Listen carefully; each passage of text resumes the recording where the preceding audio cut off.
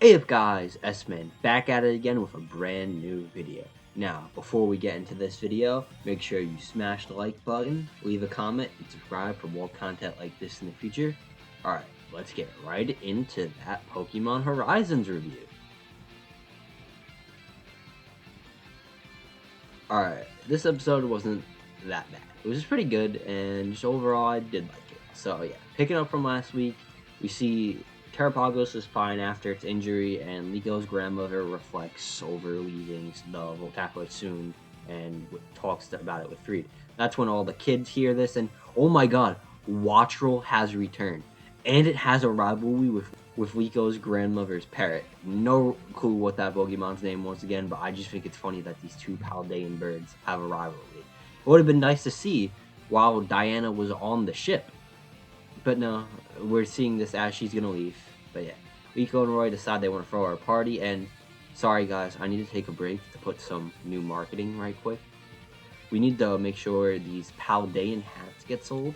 Now, for anyone who has Pokemon Scarlet and Violet, get right on the game and insert these codes that we were provided.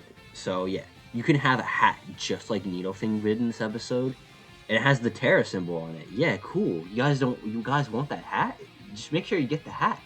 Yeah, I think it's so funny that they're just like promoting this hat and then like say, oh, get your hat, blah blah blah blah, and then it's in the game. And I think it's interesting how they're talking a lot about Tera, especially because that's the whole point of the Needlefing video. And Hamber ends off the episode giving Amethio a Tera Award.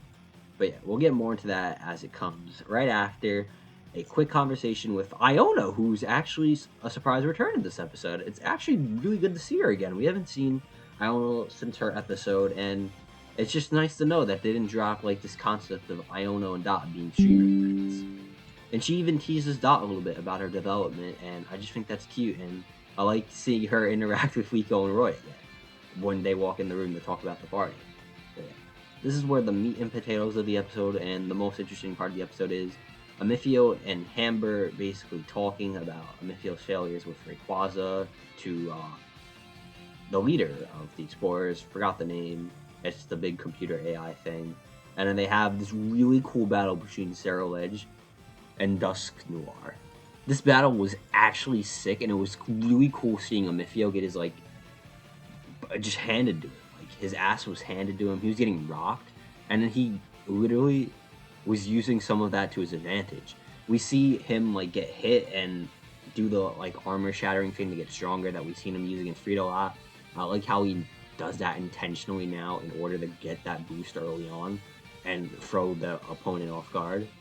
I also like how he used dive to like avoid attacks and like sneak up and get off like a really good like hit, which is what leads Ember to have to terrestrialize, and it just one-shots Scarlet, and it just shows the power of terrestrialization in this anime, because we've hardly seen terrestrialization. We've seen Freed do it and Brassius, and that's really it. But with Terrapagos being the main crutch of like this current arc, I would really hope we do start seeing more characters like use terrestrialization just to show it off, like the strength and importance of it, because this arc definitely has to end, or the entire series has to end with us seeing the Terrapagos Tera state. But yeah, I hope we see more characters now that Amethio has it. I hope we see characters like Rico, Roy, and other Voltaccos and Explorers get access to terrestrialization. But after this part, we get the party from Diana, which this is actually a very fun vibe. Like, we see all the Pokemon hang out, just the Voltaccos just talk about Diana and talk about how they're gonna miss her. Because, like, I honestly forgot, she's actually been here for, like, quite a bit now, and she's, like, starting to become, like, one of the family. Like, I don't know why, I always thought Diana was just keeping to herself while on the ship, but, like, looking back, she actually was, like, frequently interacting with members of the crew, just in the background. Like, she would be drinking tea with the girls, like, and talking with them, and like had these conversations with Freed, and I assume she talked to Ludlow too because they're both old.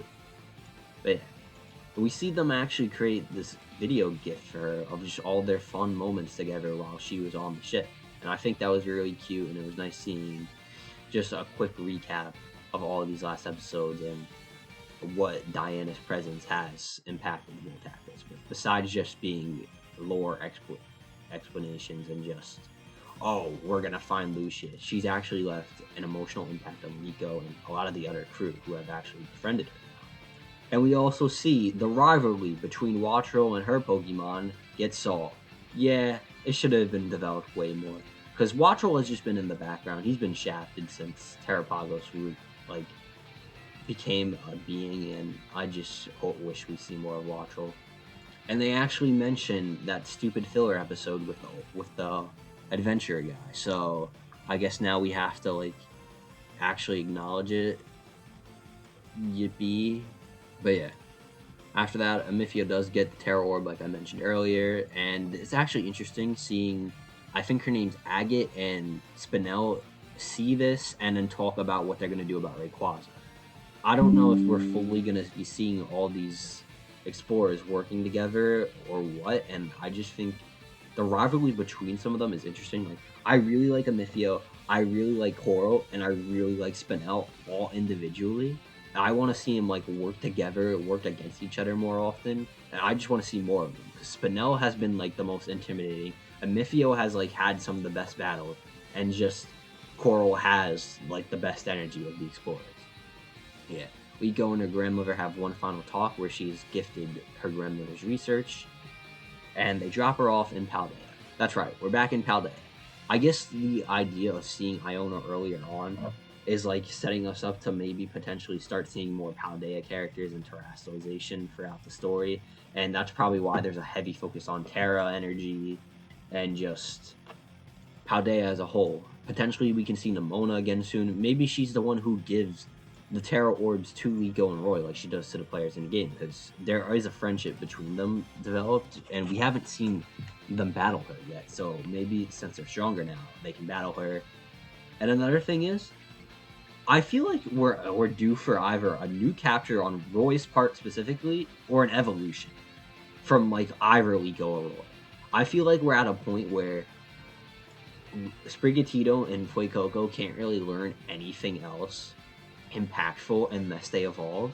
And we're at a point where Wattrel and Hatena haven't been getting much focus lately, so if they catch a new Pokemon, like, we can get more team dynamic.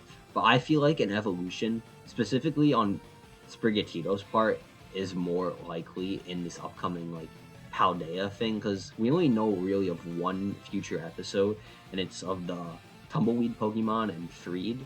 So yeah, I'm curious what's the next part. Are they going to get their Tera Orbs and, like, evolve their Pokemon, and like maybe we see Arven and explore stuff like that, like Paradox Pokemon, like yeah, who knows. Oh, another cute little detail is I like the bracelet Liko gives to her grandmother and as she leaves, and yeah, the episode ends with them all just declaring their adventure will continue and just stating we're gonna find Lucius, we're gonna uncover the secrets of Terrapagos and Pendant and all of the hero Pokemon, and then they do their hand sign and the episode ends. When I was initially watching it, I wasn't really feeling it, because like it was just basically, oh, Liko's grandmother's going away, they're gonna throw our party. But then like as we get to see like more of just like the complex stuff of like Amethio's entire like at arc throughout the episode of just like fighting and getting the Tera Orb, and that's the first step of his development to take out the Voltacklers and Rayquaza, and even just the impact Diana is leaving on the Voltacklers, because we're probably not going to see her for a good while now. Besides maybe some cameos, like I don't think Diana's going to be as impactful. I think next time we see her is going to be when they capture the next hero Pokemon and they call her to inform her of that, and then she might relay some other information. Maybe that Entei is actually a Paradox Entei instead of a regular, which would actually be cool. But yeah, overall, I'll give this episode a 8 out of 10. I really like all the character moments, and every character that gets focused, I feel like it helps off. Like Diana has needed an episode like this, because she's been kind of like in the background and like been more of just information instead of a character. And this episode just like wraps up what little we've got of character moments of her, and even just gives like cool little interactions between all of the crew and her, like with the Sinistea and Poltergeist poisoning Fareed and Murdoch, and I think that was just hilarious. And just like it sets up the future of like Tera being explored more with Needlefing's video and the whole Hamber fight, and just more Paldea stuff with Dot reappearing, reminding us of Paldea's importance to the story. But yeah, hope you guys like this video. Subscribe for more content like this in the future.